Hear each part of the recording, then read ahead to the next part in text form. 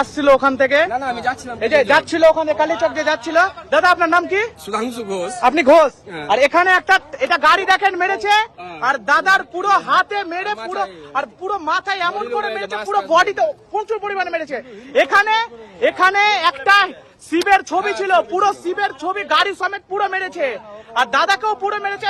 আগে মন্দির ভেঙেছে, দোকান ভেঙেছে, বাড়ি ভেঙেছে, থানাও ভেঙে দিয়েছে। এই যদি পরিস্থিতি হয় তাহলে হিন্দুরা উৎসব পালন কি করে করবে?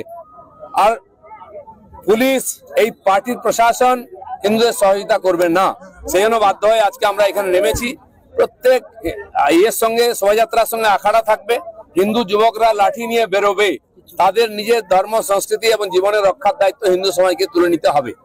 আর যেখানে পুলিশ বাধা দেবে সেই শোভাযাত্রা নিয়ে থানায় গিয়ে থানা ঘেরাও করতে হবে।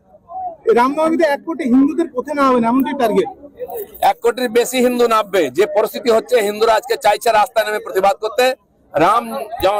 রামনবমীর যে শোভাযাত্রা উৎসব, সেটা তাদের কাছে বড় সুযোগ। এখানকার লক্ষ লক্ষ কোটি কোটি হিন্দু আর পূর্ণ কুম্ভতে গেছেন, মহাকুম্ভতে স্নান করে এসেছেন তারা। আজ পশ্চিমবাংলায় হিন্দু বিপন্ন, বাংলাদেশের তো খারাপ অবস্থায় আছে। তাই রামনবমীকে তারা শক্তি প্রদর্শনের উৎসব হিসাবে দেখাবেন। পুলিশের সঙ্গে আমরা লড়বো, গুন্ডাদের সঙ্গে লড়বো। কারণ এখানকার পশ্চিমবাংলার এই যে সরকার চলছে কেবল গুন্ডা আর পুলিশের জোরে। সেজন্য এখানকার সমাজ নিজের ধর্ম রক্ষা করার জন্য তাকে লড়াই করতে হবে। সে যে সামনে আসবে তার সঙ্গে লড়তে আমরা রাজি। মালদার মোথাবাড়িতে দুষ্কৃতী তাণ্ডব, আক্রান্ত শুধুমাত্র হিন্দুরাই, সরব শুধুমাত্র বিজেপি, বাকি রাজনৈতিক দলগুলির হিন্দুদের নিয়ে কোনো মাথা ব্যথা নেই। নমস্কার বন্ধুরা, আমার নাম ধ্রুবজ্যোতি সরকার। বিরোধী দলনেতা শুভেন্দু অধিকারীর অভিযোগ, মালদা জেলার মোথাবাড়িতে হিন্দুদের ওপর হামলার ঘটনা ধামাচাপা দিতে রাজ্য সরকার নিজেদের আইনজীবীদের মাধ্যমে মহামান্য উচ্চ আদালতকে আজ বিভ্রান্ত করতে ভুয়ো ভিডিও দেখিয়েছে। দাবি করেছে যে পরিস্থিতি নাকি স্বাভাবিক রয়েছে। পরিস্থিতি যদি স্বাভাবিক থাকে তবে উত্তপ্ত এলাকার অনেক দূরে ব্যারিকেড বসিয়ে সংবাদ মাধ্যম সহ বিরোধী রাজনৈতিক ব্যক্তিদের প্রবেশ করতে বাধা দেওয়া হচ্ছে কেন? আজ মালদহ জেলার বিজেপির প্রতিনিধি দল মোথাবাড়ি যাওয়ার চেষ্টা করলে কেন পুলিশ তাদের পথ আটকালো? কেন ক্ষতিগ্রস্ত হিন্দু দোকানদার ও তাদের পরিবারের পাশে থেকে তাদের ক্ষয়ক্ষতির পরিমাণ হিসাব করা ও তাদের দিকে সাহায্যের হাত বাড়িয়ে দিতে বাধা দিচ্ছে মমতা বন্দ্যোপাধ্যায়ের প্রশাসন?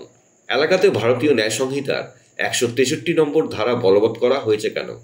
এমনকি ইন্টারনেট পরিষেবা বন্ধ করে দেওয়া হয়েছে বলে খবর।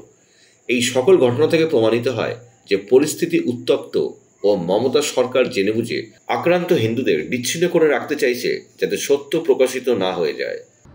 সনাতনী হিন্দু পাড়া, তারা সেখানে সংখ্যালঘু, তারা কি অবস্থায় আছে, তাদের বাড়ির বাচ্চারা, মহিলারা সুরক্ষিত কিনা জানার অধিকার কারো নেই। কোন রাজ্যে আমরা বসবাস করছি? কোন রাজ্যে? এখনো যদি ঘরে বসে থাকেন, এই বাংলাদেশ টু কার্যত হয়ে গেছে, বাকি কিছু নেই। এর জন্য দায়ী তৃণমূল কংগ্রেস এবং প্রধান দায়ী মমতা ব্যানার্জি, যার জন্য এ জিনিস হয়েছে। গতকাল থেকে মালদার মোথাবাড়ির অবস্থা অত্যন্ত উদ্বেগপূর্ণ ছিল, এবং যেভাবে সেখানে হিন্দুদের ঘরবাড়ি ভাঙা হয়েছে, মন্দির ভাঙা হয়েছে, ভ্যান্ডালাইজ করা হয়েছে, ভয়ঙ্কর পরিস্থিতির দিকে যাচ্ছিল পশ্চিমবঙ্গ, যাচ্ছে এখনো, এবং মালদার মোথাবাড়িতে সেই ধরনের ঘটনা ঘটছিল। গতকাল রাত থেকে এই বিষয়টি নিয়ে আমরা চিন্তিত ছিলাম, এবং আমি ব্যক্তিগতভাবে মাননীয় গভর্নরের সাথে কথা বলি, সিবি আনন্দ বোসের সাথে কথা বলি, মাননীয় গৃহমন্ত্রীজির কার্যালয়ে যোগাযোগ করি, মাননীয় অমিত শাহজির অফিসের সাথে যোগাযোগ করা হয়, এবং তারপরে সেখানে বিএসএফ নামে বিএসএফকে নামানো হয়, এবং বিএসএফ এর টহলদারির ফলে এই যে যারা জিহাদিরা, যারা রাস্তায় নেমে এই ধরনের কথা বলছিল, যারা হিন্দুদের উপর অত্যাচার করছিল, সেটা কিন্তু বন্ধ হয়েছে। তবে এই ধরনের ঘটনা বারবার কেন হচ্ছে এবং মমতা বন্দ্যোপাধ্যায়ের শাসিত পশ্চিমবঙ্গে কেন হচ্ছে, এই বিষয়ে কিন্তু বাংলার সমগ্র সমাজকে, বাংলার শিক্ষিত, রুচিশীল যারা মানুষ আছেন, যারা চিন্তাশীল মানুষ আছেন, তাদের কিন্তু ভাবা দরকার। বন্ধুরা, ভিডিওটি ভালো লাগলে দয়া করে লাইক শেয়ার করে দেবেন, আমাদের পেজটা ফলো করে নেবেন, আর আপনার মতামত কমেন্ট করে অবশ্যই জানান। ধন্যবাদ।